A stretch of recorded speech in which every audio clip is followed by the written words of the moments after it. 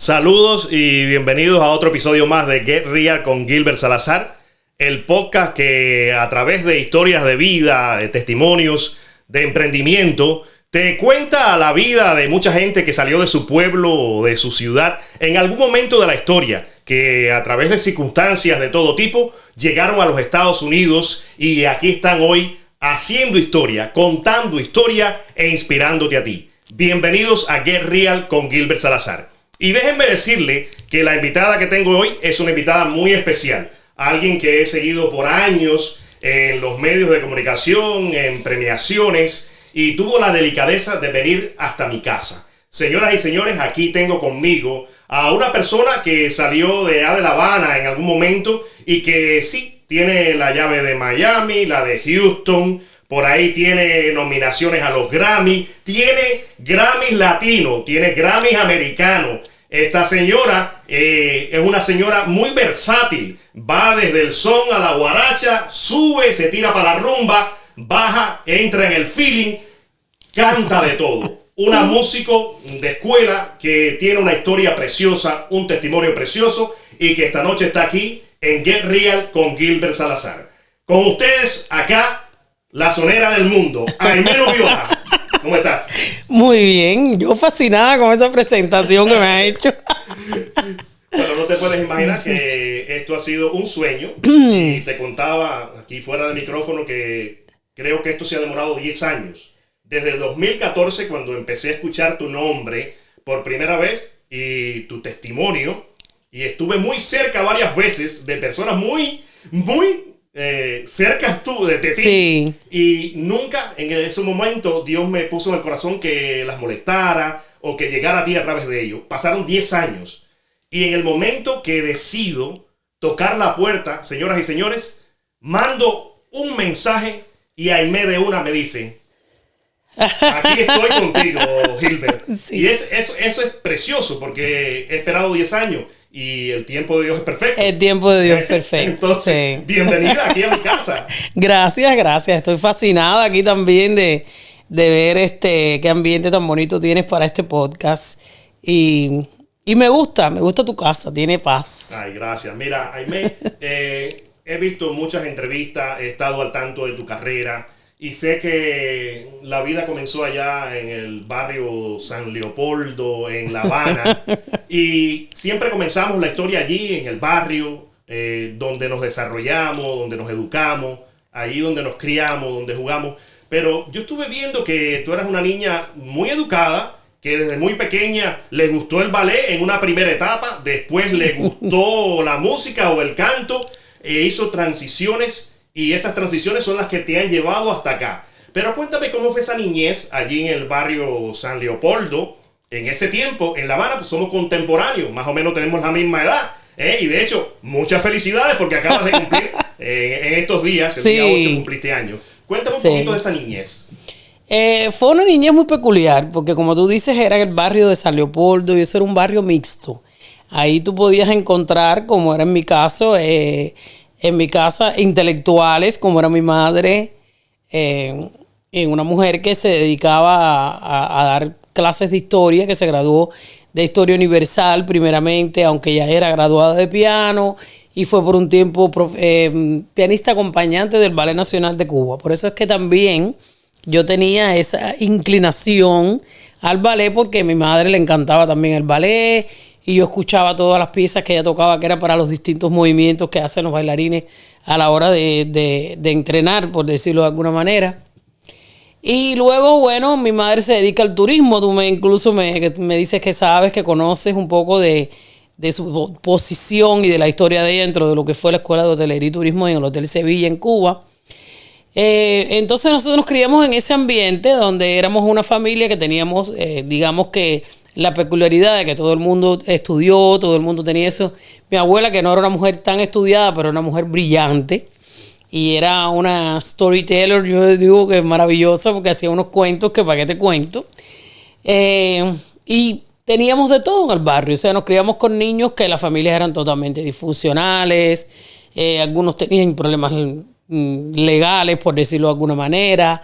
Historiales de vandalismo, pero Pero de alguna manera aprendimos a convivir con todo eso, a saludar a todo el mundo, a sentir respeto también por esa gente, para que ellos también se dieran cuenta que tenían que sentir ese mismo respeto hacia nosotros. Y a no involucrarnos, pero tampoco los desechábamos. ¿Me entiendes? Mi mamá era muy buena manejando esas cosas. Y nos enseñó a nosotros a hacerlos también. Y entonces estuvimos en el barrio estudiando muy poco tiempo. En lo que respecta a mi hermana y a mí, nosotros estuvimos nada más que preescolar, primero y segundo grado. Después empezamos en la escuela de arte. Y ya entonces nos trasladábamos hacia el Vedado para estudiar. Mi hermano duró un poco más porque mi hermano entró en la escuela de arte también. Uno de mis hermanos varones, el que vivía con nosotros, que es graduado de percusión, entró en la secundaria, porque para la percusión tenías que tener más edad. Pero mi hermana y yo entramos para el piano, y entonces fue a los 7 años yo, mi hermana tenía como 10, y entramos muy pequeñitas. Entonces eso nos alejó de las escuelas del barrio, aunque teníamos los amigos de la cuadra y todas esas cosas, pero nos limitó un poco más en cuanto a la convivencia esa diaria de cuando vas a un colegio de la misma zona, ¿no?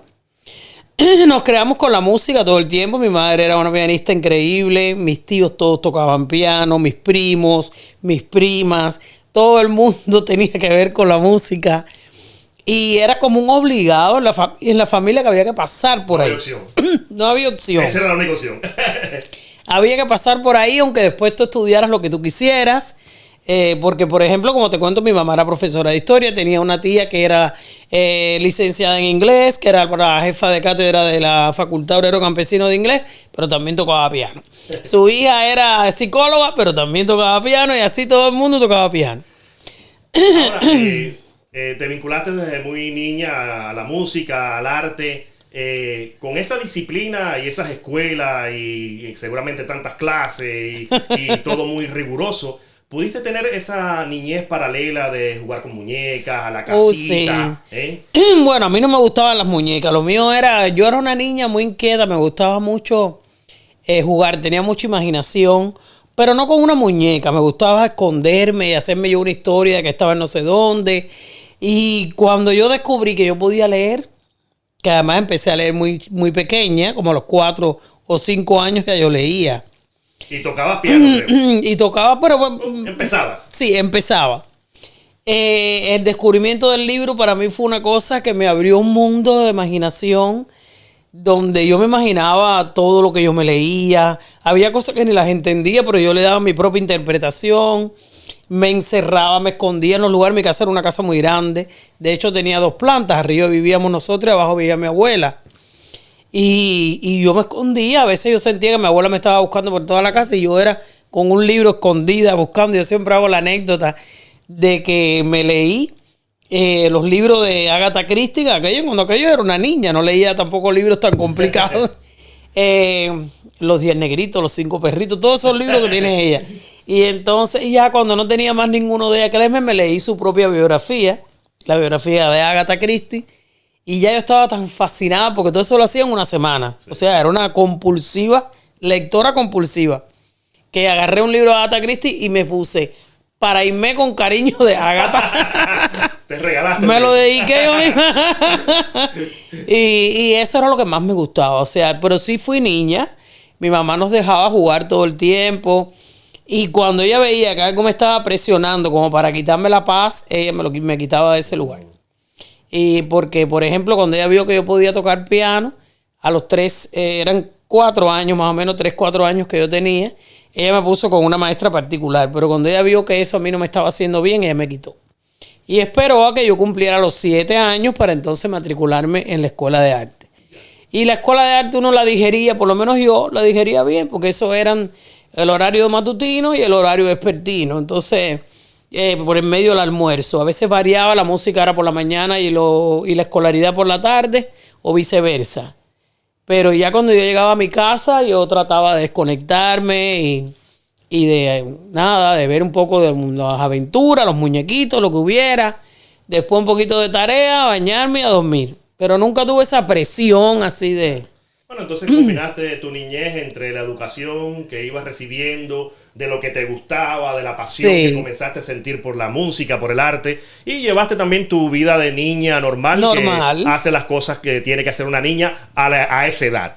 Ahora sé que tienes una hermana que es mayor que tú y que Sí. iba delante de ti, pero también involucrada con el arte y la música. Sí, éramos las dos y las dos salíamos de la escuela que era en el Vedado, y a veces mi mamá nos regañaba porque ella nos daba una hora para llegar. Ella calculaba, nos decía tal hora, entonces nosotros aprovechábamos y salíamos temprano, nos metíamos en los museos por aquí por allá en el Vedado, ¿verdad? Caminaba porque nos gustaba caminar muchísimo. Y si veíamos que la boba se demoraba mucho, entonces, bueno, vámonos a pie. Porque si no, mami nos va a acabar aquí. Y entonces hacíamos eso. Y siempre éramos como éramos dos mosqueteras, nosotras dos. Y todavía somos así. Ahora, ¿cuándo llega el momento en que ya tú y tu hermana se unen en un dúo, algo lindo que comienza en esa etapa desde muy niña y que las acompañó durante toda esa juventud allí en La Habana y las llevó entonces a tener carrera un poco más a otro nivel? Bueno, mi padrastro era un hombre que amaba mucho la música. Mi papá también, pero bueno, no vivía con nosotros. Mi padrastro, él sí componía canciones, puso a mi mamá a tocar el piano y a cantar con él, cosa que a mi mamá no le gustaba para nada, pero él más o menos como digo yo, la engatusaba y lo lograba. Y a él se le ocurre primero, vamos a hacer un grupo musical familiar, y le pusimos al grupo La Familia. Y entonces íbamos a La Trova, no sé qué, esos lugares que había en municipios Sí. y cosas y hacíamos nuestras presentaciones, hacíamos dúos, tríos, cuartetos, canciones que había compuesto yo, o él, o mi hermana. Y mi hermana siempre tuvo una voz maravillosa, y a mi mamá le encantaba que mi hermana cantara. Cuando me oía a mí me decía, no, no, no, no. Y entonces, a mi mamá se le ocurrió un buen día y dijo, ¿por qué ustedes no hacen un dúo? Y tú le haces la voz segunda a tu hermana. Y yo le dije, bueno. Y ella me dijo, te voy a guiar para que te des cuenta qué cosa es hacer segunda voz. Porque ella había notado que yo tenía oído armónico, porque para hacer segunda voz hay que tener oído armónico. Y ahí me indicó un poco hasta que yo sola me fui colando. Y teníamos esa manera también ya de cantar juntas hasta que vimos la posibilidad de hacerlo ya de manera profesional después que ganamos la competencia de Todo el Mundo Canta. Y ahí fue que nos dimos a conocer a Cuba entera, y ahí cambió la vida de nosotros. Y ahí Así sí es. fue otra cosa. El dúo Nubiola. Las hermanas Las Nubiola hermanas o Nubiola. las Nubiola. Ah, ya. Yo odiaba que me dijeran las hermanas Nubiola porque yo veía las hermanas Martí, las hermanas Lau, y yo veía que todos eran viejitos y yo decía, no, las hermanas Nubiola no. Pero a la gente le encantaba decirnos así, las Nubiolitas, las hermanitas, y la verdad es que nos dimos a conocer y nos ganamos rápido el cariño de la gente en Cuba, haciendo un género que no era bailable. No comenzamos haciendo cosas bailables. Hacíamos canciones, feeling, nueva trova tradicional. Y después, cuando nos incorporamos a la orquesta de Pachito Alonso, Sí. Y su Kini Kini. y sí, es cuando empezamos ya de una manera constante a incursionar en la música bailable. Ahora sé que en esa etapa ustedes como que marcan algo nuevo, y es mujeres que cantan timba, diría yo. Eso Exacto. era parte del género que comenzaba a tener un auge tremendo en Cuba. De hecho, nosotros que somos de la misma generación, en ese tiempo lo que oíamos era eso, y nos encantaban entonces los grupos de ese tiempo, que estaban NG, no sé qué por acá, Paulito FG, no sé quién, Pachito Sí. Alonso. ¿Cómo fue todo eso? Porque incursionaron en algo que era muy de hombre, pero llegaron y dijeron, aquí estamos, plantamos bandera. Yo tengo que confesar que la timbera soy yo. Ah, ok. El tema es que cuando nosotros entramos a la orquesta de Pachito, la gente que era amante o seguidora de Pacho Alonso, que era el padre de Sí. Pachito, al cual nosotros no conocimos, ya había muerto Pacho cuando nosotros conocimos a Pachito, lo extrañaban mucho su figura. Él era una persona muy carismática, tenía una personalidad muy fuerte en escena. Y Pachito probó con varios cantantes y siempre venía el punto comparativo de que no, oye, nada que ver, Pacho estaba mucho mejor. Sí. Y entonces él estaba un poco como que buscando la diferencia. Cuando nos conoce a nosotros, él dice, bueno, esto puede ser completamente distinto. Nadie va a comparar a dos mujeres con Pacho. Y podemos hacer muchísimas más cosas teniendo 2 mujeres, además de tener los cantantes masculinos, que ya cuando aquello estaba Isaac Delgado, en la orquesta de Pachito, que había llegado por mediación de Gonzalo Rubalcaba, que se lo propone Pachito, y entramos nosotros. Primero no era nada fijo, primero hacíamos algunas actividades con ellos, pero ya nos manteníamos incluso mi hermana y yo viajando con otras agrupaciones, con otros proyectos, hasta que ya se fue consolidando. Y cuando ya se comienza a consolidar, también comienza una relación mía personal con Pachito. Y ahí es donde se complica todo. Pero bueno, también eso me da un tipo de cercanía con él, donde ya yo empiezo a sugerirle cambios a él en la orquesta. Empiezo a decirle, mira, yo creo que tú debes tener una batería, porque ya la sonoridad de Pacho está bien, pero tenemos que un poco sumarnos a lo que está viniendo, a lo que ya, ese legado, esa cosa que había impuesto un poco Iraquere, que era esa sonoridad diferente, ¿no? Y entonces ahí Pachito empieza a hacerme un poco de caso, por decirlo de alguna manera, y hace cambios estructurales en cuanto a la instrumentación de la orquesta. Mete trombones, de hecho, a un gran amigo mío que es César Bubalet, que vive aquí también en Estados Unidos, en otro estado que no es de la Florida. Entra también a tocar en la orquesta lo que era la batería. Calixto Oviedo, que también está viviendo acá ahora en este momento. Y entonces el Guatijo, que era el pailero, se queda en la paila, pero había un baterista. Yeah. Y ya eso es más sonoridad tímbrica de la timba. También los metales, le dije la idea, bueno, como te dije, la idea del trombón, más los coros de las canciones, que empiezo yo a decirle, vamos a poner este coro de esta manera, que el otro coro de otra manera. A medida que yo notaba que él era un poco más receptivo con lo que yo le sugería, también le empiezo a sugerir ciertos mambos en los metales, un poco más modernos, más hacia lo que estaba pasando, porque Pachito fue el último también en arreglarle a su papá. Entonces tenía un poco la sonoridad esa del padre, que era muy buena, pero que a mí me parecía que tenía mucho que ver con Pacho, pero no con lo que ya estaba pasando, aunque era muy cuidadoso de no perder el sello de la orquesta, porque ese era el sello de su orquesta. Y entonces, bueno, ahí empezamos, hice esos cambios y empezamos mi hermana y yo a lanzarnos al ruedo en los carnavales de toda la isla de Cuba y en el extranjero también, cantando estas canciones que eran timberas, porque al final cuando tú le pones 3, 4 coros y pones la gente en el público con esa cosa caliente que tiene la música, pues era la timba. Y entonces ahí, sin darnos cuenta, empezamos a ser precursoras de esto. Y años después, cuando entra Lázaro Valdés, que hoy día es el director de Bamboleo, Lázaro entra como tecladista de la orquesta de Pachito. Y él, cuando se va del grupo, él toma como modelo la figura mía de mi hermana y él incorpora 2 mujeres a su banda. Y entonces hace lo que es digamos que la imagen de Bamboleo, basada en nosotras dos por la experiencia que él vivió cuando estuvo en la orquesta de Pachito. Entonces vimos que desde lo que habías aprendido, tu creatividad, llegaste en algún momento y de alguna forma contribuiste a una nueva sonoridad de algo que tenía un sello, pero que necesitaba también algunos cambios, agregar cosas que se adaptaran a lo que estaba sucediendo. Un update, por decirlo de alguna manera. Claro. Sí, porque yo era otra generación. Pachito es una generación anterior o 2, anterior a la nuestra. Yo diría que 1 o 2, no sé. Y tenía, bueno, como te digo, el sello del padre, que era un sello muy peculiar, un sonido muy de también arraigado en la cosa del oriente del país, de Santiago de Cuba, que es de donde ellos venían, que le caracterizaba y creo que sigue caracterizando a la orquesta porque tiene una fuerza y un sabor, sobre todo en la parte de la percusión, muy peculiar. Pero al mismo tiempo yo sentía que necesitábamos darle a eso. Entonces yo venía de oír mucha música brasilera, mucha música americana, escuchaba la música cubana, mucho rock. Y eso era lo que yo quería incorporar a los metales, que sonaran de esa manera fuerte, un poco al unísono, más que armonizados, pero que tuvieran esa agresividad, los mambos. Y él tenía la metalería perfecta para hacer eso porque tenía unos músicos extraordinarios en su orquesta. ¿Para qué tiempo estuviste con la orquesta?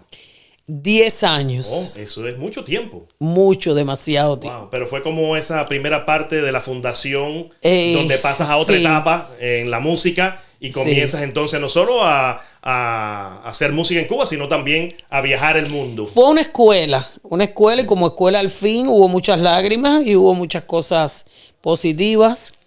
Yo creo que si hubiera tenido menos edad, no hubiera estado tanto tiempo en la orquesta. Claro. Pero nos tocó una etapa, mi hermana y a mí, de adolescencia, que la quemamos ahí, porque no teníamos, yo lo que tenía eran 15, 16 años. Wow. Y fue un lugar donde pudimos germinar, ¿no? Fue como poner una semilla y dejarla crecer. Pero como siempre pasa, la semilla tiene que morir para dar fruto. Claro, exacto. Y entonces también nos mató a nosotros muchas cosas como dúo, como artistas independientes, muchas posibilidades de hacer otras cosas. Llegó un momento que Pachito, quizás no conscientemente, pero se volvió hermético y posesivo egoístamente con nuestras carreras.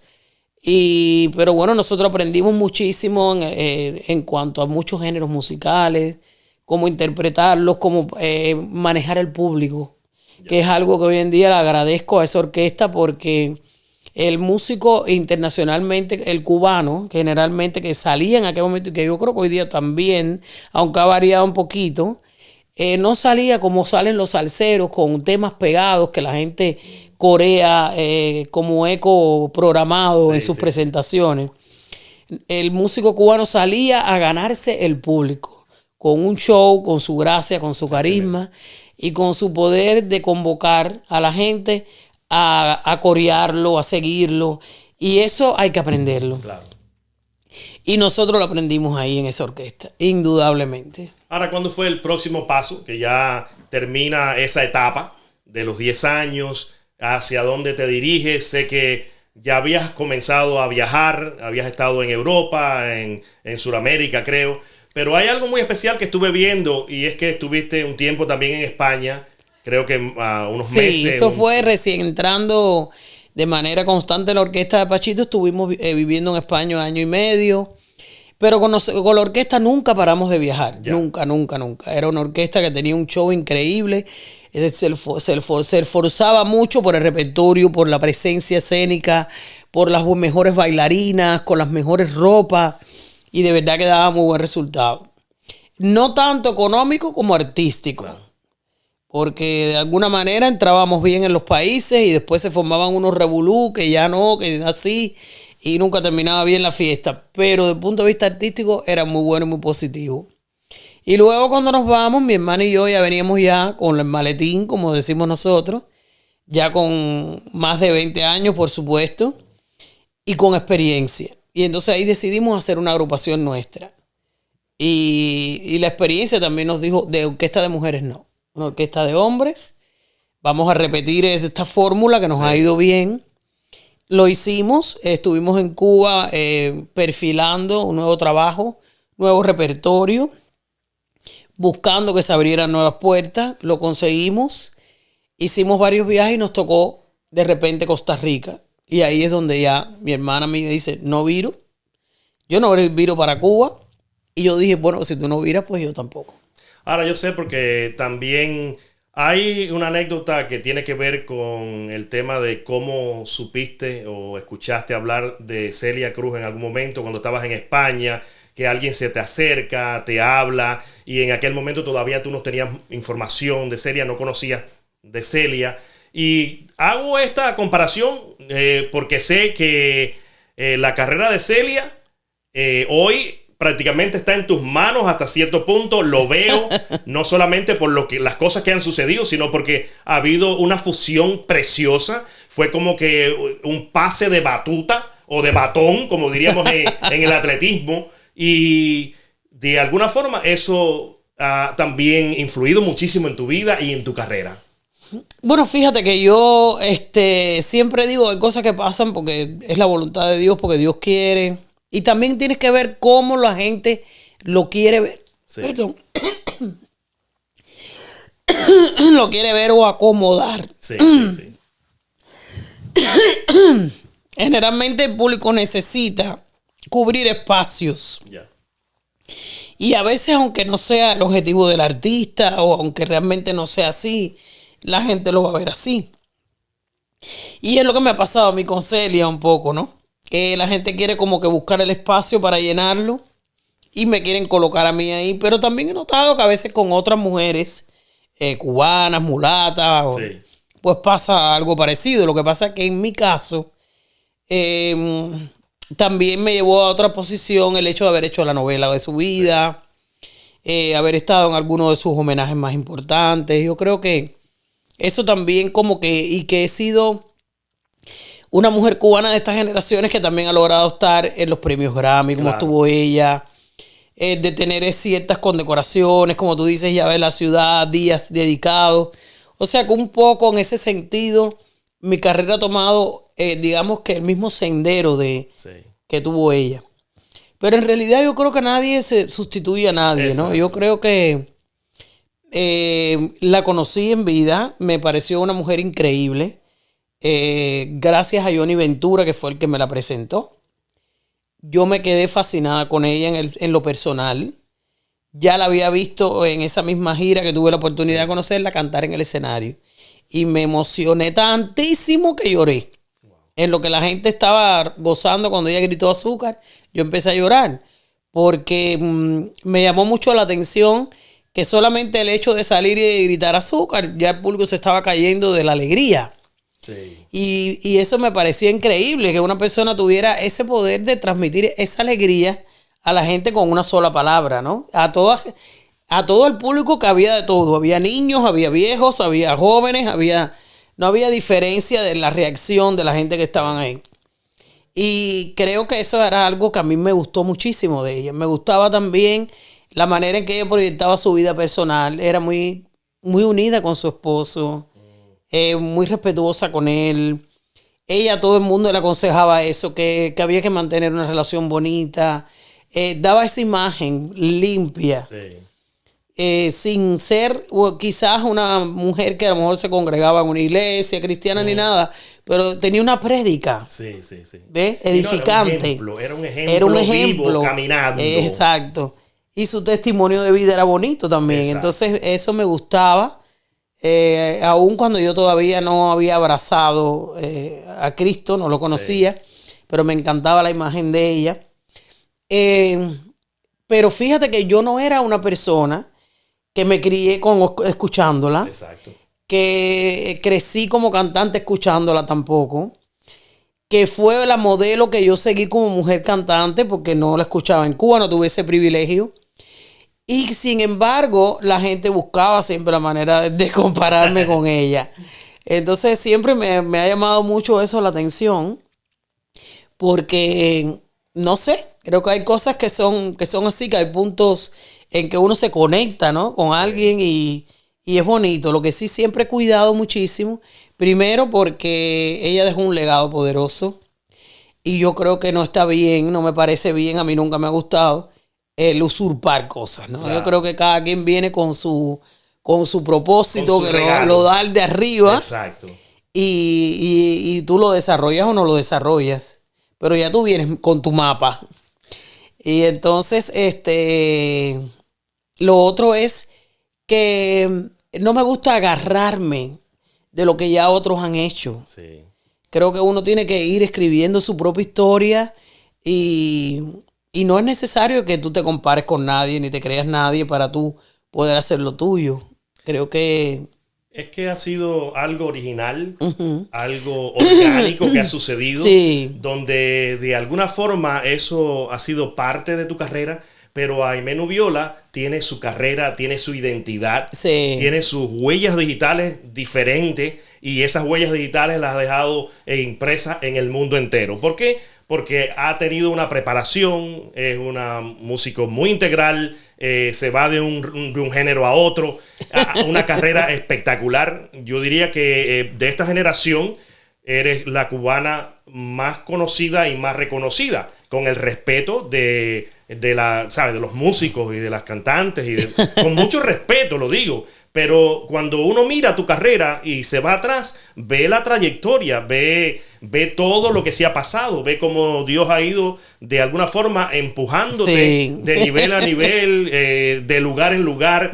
Te ha puesto delante de reyes, porque ver lo que has hecho en los últimos años y verte sobre esta tarima y sobre aquella tarima y este premio, el otro, y ver con la decencia, con la humildad, con el carisma, con el sabor cubano, que te subes a esas tarimas y llevas no solo la cultura cubana y no solo lo que llevas en tu sangre de caribeña, sino que también siempre hay un comportamiento que se alinea de alguna forma a lo que has aprendido en la palabra de Dios. Y la gente puede decir lo que quiera, pero cuando yo veo a Aimee Nubiola y veo su desarrollo, veo lo que proyecta, digo, esta mujer tiene algo especial. Y como tiene algo especial, no es que por ser especial Dios la use para esto o para lo otro. Ella tiene su misión, su propósito, Dios la usa como le plazca, porque para eso es Dios. Y por eso la pone aquí, la pone allá. Y te recuerdo en tantos lugares, porque siempre estoy al tanto de los premios y me encanta. Y cuando estábamos conversando sobre este tema, yo me sentí, cuando me dijiste que ibas a venir acá, como el momento donde tú estabas en esa gala 64 de los Grammy, en un telecast en vivo, como la primera latinoamericana, en ese gran evento magno, Aimee Nubiola allí. Y cuando tú dices, Aimee Nubiola, de allá de San Bernardo. De San Leopoldo. De San Leopoldo, ya te cambié el nombre. Ya cambiaste el perro. Ahorita te voy a hacer el cuento. Ahí digo, mira cómo Dios la usa en diferentes lugares. Y eso es algo lindo, porque yo digo, detrás de la palabra y detrás del mensaje y detrás del discurso, tiene que haber una vida, tiene que haber un ejemplo. Exacto. Y eso es lo que he visto en ti en estos años. Estoy viendo una carrera, viendo cómo Dios te va regalando cosas. Como en una entrevista decías que, como Pablo dice, que Dios, un dedazo, no sé qué, y fuiste a dar allí a esas premiaciones como la primera latinoamericana, pero no es la primera vez. Es decir, esa era la primera vez para ti con esas características, pero bueno, has recibido varios Grammy, has estado nominada para varios Grammy, ya sea latinos o americanos. Entonces eso también, aunque uno a veces dice, bueno, el honor es para Dios. Nosotros sabemos que el honor es para Dios y que la honra es para Dios. Pero los seres humanos también, de vez en cuando, necesitamos ser reconocidos por lo que hacemos, porque lo hacemos con amor, con pasión, con propósito, por llegar y tocar el corazón de la gente. Entonces, eso tiene un valor también. No, indiscutiblemente, pero si el primero que manda la honra, y es el primer mandamiento con promesa de la Biblia, es honrar a tu madre y a tu padre. O sea, Dios es un Dios de honra. No solamente que tú le des la gloria y la honra a Él, sino que tú seas capaz de reconocer a las personas que Él pone en tu camino para que te ayuden, para que te capaciten, para tú hacer lo que está en su propósito y en su voluntad. Y entonces nosotros tenemos que honrar también esos momentos, esos espacios que Dios abre. ¿Cómo? Dando lo mejor de nosotros. Así es.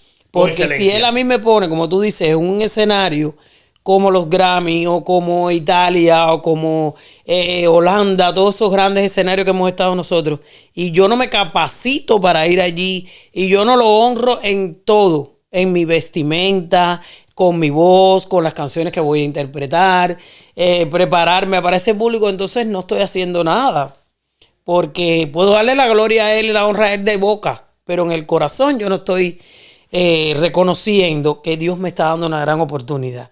Y que hay personas que están ahí porque Él las puso para eso. Así es.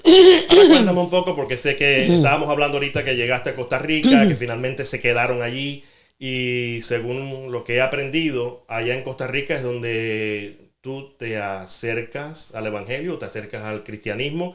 Vi ahí un video tuyo donde tú decías, no es que me metí a cristiana.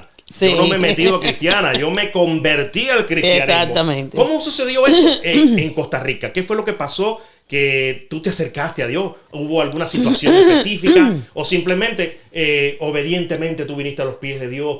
Porque todos hemos pasado y hemos tocado fondo también. Sí. Mira, yo siempre digo que para uno tener a Dios en su vida, uno no tiene que estar alcohólico ni drogadicto. ni sumido en una gran depresión. Es simplemente tener un corazón dispuesto y aceptar y entender que todos lo necesitamos. Porque yo nunca he sido una persona alcohólica, yo nunca he consumido droga en mi vida, nunca he sido tampoco una persona de desafueros y de locuras, como todo el mundo en su juventud. He hecho cosas como todo el mundo. Sí. ¿Qué te puedo decir? No sé, irme a fiestas, madrugar, no sé, a lo mejor tener más de 2 novios, lo que puedas, pero nunca fui una persona de locuras, ¿no? Y siempre una persona educada, siempre he sido, pero yo necesitaba mucho de Dios. Y me di cuenta cuando Dios entró en mi vida, porque Él empieza a mostrarte a ti. Y es lo primero que uno tiene que tener abierto, la posibilidad que Dios te muestre a ti mismo, porque a mí me da risa, porque yo conozco personas que amo muchísimo y van a la iglesia junto con nosotros, y cada vez que el pastor empieza a predicar, dice, ay, si María viniera y oyera esta prédica, pero óyela tú. No es para María, es para ti. Porque algo tú vas a oír de lo que está diciendo el pastor, que tiene que ver contigo. Pero si uno siempre cree que lo que se está hablando en la Biblia o lo que está diciendo Dios o lo que está diciendo es para otra gente, tú nunca vas a crecer en la palabra. Entonces, yo en Costa Rica llegué, yo había practicado otra religión en Cuba, estaba en esa religión y me encuentro con unos amigos que yo quería muchísimo y me entero allí que ellos eran testigos de Jehová y yo, ustedes, y eso en Cuba, cuando tú decías testigos de Jehová era como si le mentaras la madre a alguien. Y yo decía, pero ustedes, pero ¿en qué momento? ¿Pero cómo se metieron? Yo le metí la frase que no quiero. No, nosotros aquí, es que yo había llegado muy jovencitos allí solos y eso nos ha organizado la vida y estamos muy bien y Dios, empiezan a hablarme de Dios y de Dios. Y yo como hace mucha gente mirando para arriba. Y hasta que vino un proceso donde constantemente ellos me hablaban y me hablaban y me hablaban y me decían, ese collar que tú tienes, eso es de tal religión, mira, Dios es esta cosa. Ellos no fueron ofensivos, pero yo me ofendía. Claro. Porque con la palabra de Dios te confronta. Claro. Y tú no quieres oír cosas que te están diciendo. No, yo no está en su mundo natural y cree que y yo le decía en la carne, y yo le decía a ellos, yo los tengo que querer mucho a ustedes. Porque si yo no los quisiera, ya yo les hubiera dicho esto y aquello y lo otro, y ellos se morían de risa conmigo. Y entonces llegó un momento donde recuerdo que es una anécdota muy simpática, porque una amiga cubana que vivía en el edificio donde vivíamos nosotros en Costa Rica, que llevaba muchos años ella viviendo allí, se enferma.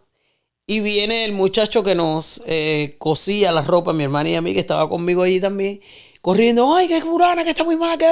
Y vamos las dos para el apartamento de ella, los dos.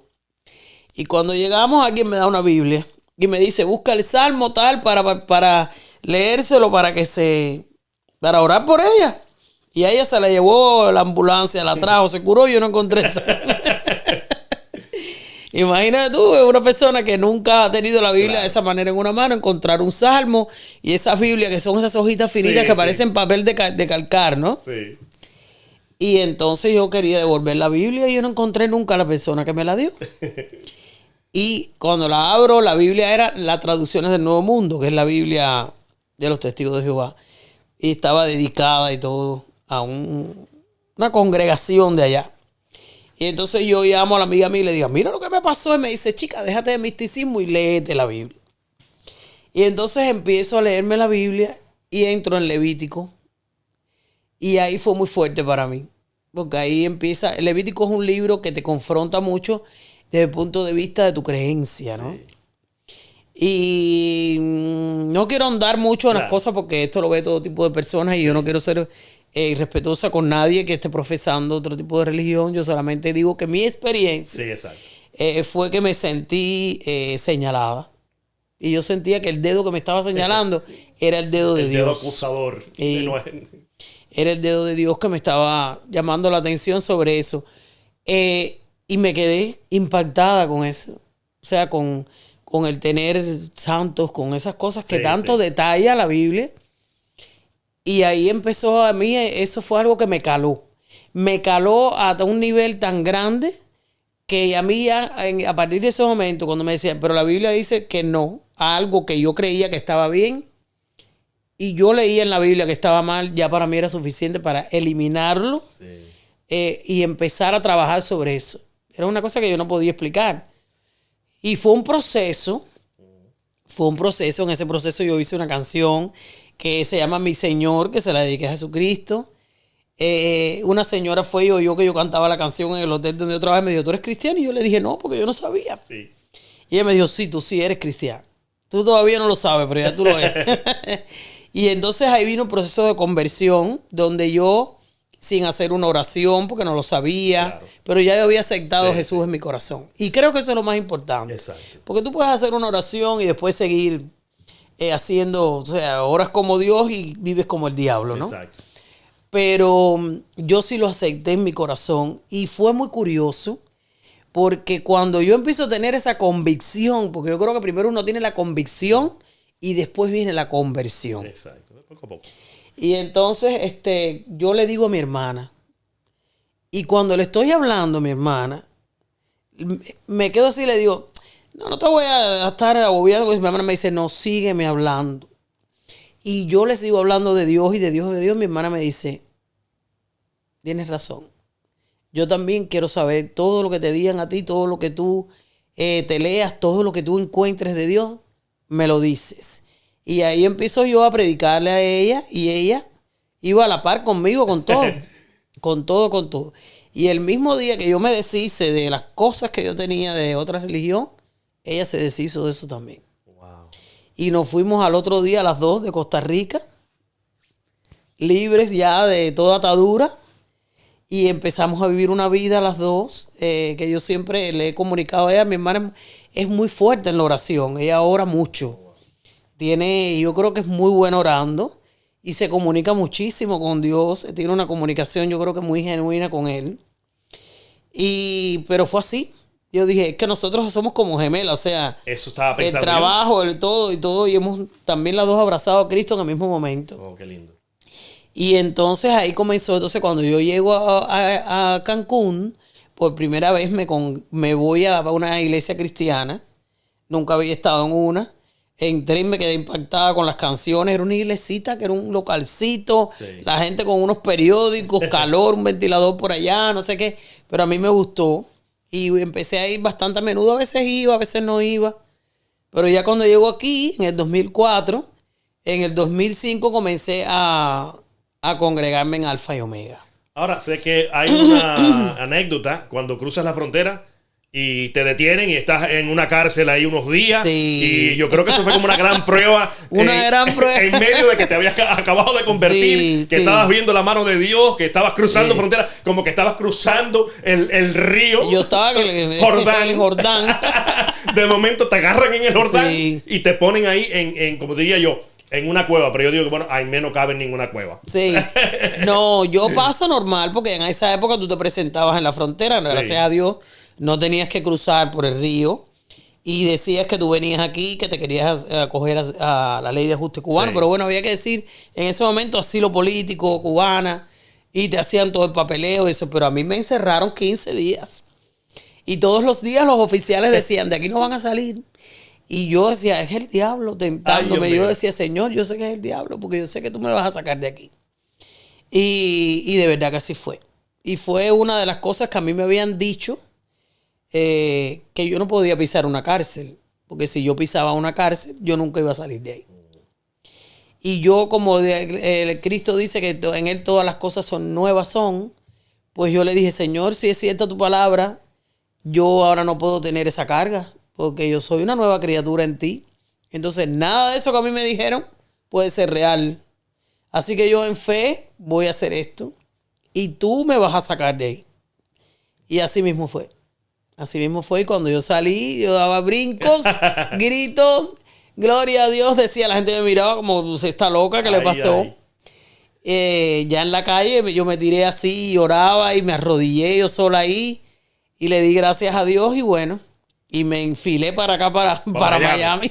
Ahora voy a preguntarte porque, bueno, tienes tu carrera en Cuba, viajas por medio mundo, mundo y medio, Costa Rica, Cancún, decidieron cruzar frontera, otra aventura más, Sí. llegas a Miami. Cuando llegas aquí, ¿cómo comienza la vida de Aimé, que viene con toda una carrera en Sí. su circuito? Ya la conocían en muchas partes. ¿Cómo te recibe Miami y cómo comienza esa primera etapa? Yo creo que de las 3 veces que yo emigré de manera permanente, no visitando países, la primera fue Costa Rica, la segunda fue México, porque en México viví. Sí. No fue que fui allí para cruzar, sino que viví. De hecho, mi sobrina Paola nació en México. Y Miami, lo más fácil fue aquí, en el sentido de que aquí sí había una comunidad cubana que de repente cuando yo me presento por primera vez en la televisión se acuerdan de las hermanas Nubiol. Y entonces yo venía con el propósito de grabar con una disquera famosa y no presentarme por el momento en televisión ni trabajar en ningún lugar, pero Dios tuvo otro plan. Y conocí una colombiana, que es mi amiga, que la amo muchísimo, que se llama Beatriz Arredondo. Ella tenía un lugar en el Doral, que ya no existe porque se llamaba Havana Dreams. Y yo fui allí a ver a alguien tocar y cantar, que era mi primo, que se llama Luis Bofil, que es muy famoso, Sí. la gente lo quiere muchísimo acá en Miami. Y ella me escuchó porque me subió a cantar y ella me propuso trabajar. Y yo primero le dije que no, porque estaba esperando a ver cómo se desenvolvía lo otro, pero una vocecita me dijo, averíguate bien cómo está la cosa, porque si no, para que vayas para allí. Y eso fue lo que hice. Averigüé y me dijeron, frío, como el agua del río. Y dije, bueno, pues entonces me voy y empecé a trabajar en Havana Dreams, que era un restaurante que tenía un lugar, Una tarimita. una tarima para hacer show. Pero yo siempre he dicho que donde Dios te pone, como te digo, hay que honrarlo. Sí, Yo me sentía ahí como si estuvieran en Miami Arena. así es. Y a la gente le decía con mucho orgullo, estoy en tal lugar. Y me aprendía las mejores canciones, monté repertorio, hacía mis arreglos, tenía un grupo, me vestía como si fuera a tocar en el lugar más grande de allí, de Miami. Y me sentía feliz y agradecida de estar ahí. No me sentía desdichada que porque estoy en un restaurante cantando, porque ella pues, primero, ella era muy cuidadosa, ella primero alimentaba al público y después entonces venía un comediante y después venía la música. Y la pasé muy bien en ese lugar, muy agradecida con ella, que fue la primera que me dio trabajo cuando llegué aquí. No, son experiencias. Todos los que llegamos Sí. empezamos a hacer algo. Sí. Yo recuerdo que yo llegué el 3 de diciembre del 2006. Crucé frontera, igual, parecido. No me metieron preso, pero me hicieron las mismas preguntas, me llenaron los mismos papeles. Sí. Y vine desde Canadá y llegué a Fort Lauderdale y llegué como a las 9 de la noche. Al otro día, tempranito, mi cuñado, que tenía una compañía de demolición y de construcción, me vistió de constructor y me llevó a hacer construcción. Acababa de llegar. Claro, claro. Pero fíjate las cosas como son cuando ya Dios tiene un plan. Que él me lleva al basurero de Hollywood, allá en Sheridan, pegado a la 27. Pero cuando íbamos de camino para allá, pasamos por un restaurante. Él había sido chef en Cuba y chef acá los primeros años, pero después los dejó y se dedicó a la construcción. Y me dice, vamos a entrar a ese restaurante. Y entramos al restaurante y él le dijo a la dueña, que lo conocía porque él había trabajado ahí, mira, ese es mi cuñado, él acaba de llegar de Cuba anoche, él trabajó en hoteles, no ha trabajado ni en cocina ni en restaurante, pero él tiene experiencia, dirigió 3 departamentos en los hoteles. Entonces, me cogieron la información y déjame decirte que la próxima semana me llamaron y me contrataron de manager del restaurante. Pero no cualquier restaurante, un restaurante en Southwest Ranches. Wow. El restaurante cubano más famoso de Southwest Ranches. Y yo, esos primeros días, construcción y basura y todo. Y el otro martes estaba ya con corbata. Sí, señor. Pero el miércoles que no había que ir al restaurante me volví a vestir de constructor. Y así uno pasa estos primeros años haciendo lo que se puede y lo que aparece. Yo lo primero que hice, me recuerdo que fue matricularme y estudiar, porque me daba también la facilidad que me lo pagaba el gobierno. Y pasé una escuela técnica estudiando inglés. Ellos me daban la posibilidad después de estudiar otra cosa, pero no lo hice porque ya comencé a trabajar en mi perfil. Sí. Y entonces, pues dije, no, ya me voy a empezar a dedicar y empecé, como te digo, de esa manera, hasta que fueron abriéndose puertas y abriéndose puertas y abriéndose puertas. Y yo siempre enfocada, ¿no? Sí. Enfocada. Porque yo recuerdo que desde niña mi Dios me dio esa palabra que yo me di cuenta después que había sido Él. Pero de yo estar sentada en la televisión en Cuyo, decir, yo voy a estar allí. yo voy a vivir en tal lugar. Y era muy pequeña, lo que tenía eran 7, 8 años, y mi mamá se ponía frenética. Eso era visualizar. Y mi mamá y se declarar ponía, ya desde ese entonces. cállate, niña, pero y esa locura, porque además en Cuba tú estás diciendo que tú te ibas a ir para otro lado, que tú ibas a vivir en no sé dónde, no era muy sano que digamos. Y entonces mi mamá, niña, me favor, baja la voz, pero qué locura es esta. Pero así ha sido. Y de verdad te digo que siempre mantengo ese enfoque, ¿no? De que las cosas que él puso en mi corazón, de alguna manera las va a hacer. Se cumplen. Exacto. Mira qué bien, pero ahora esa primera etapa, pero llega ya otra etapa donde yo veo que das un salto, porque cuando miro la historia y la discografía cronológicamente y empiezo a ver los premios, veo que por allá desde el 2010 o no sé qué 11, Aimee empieza a producir, a presentarse en premios, a ser nominada, y que en esa primera etapa solamente eras nominada. Pero llega un momento donde las producciones de Aimee no solamente son nominadas, sino que empiezan a ganar premios, los premios más importantes de este mundo, uno tras otro, ya a otro nivel. Como que Aimee, que comenzó allí en el sueño del Doral, de momento ya empieza a recibir premios por un trabajo, por una trayectoria, por un sello, por una identidad.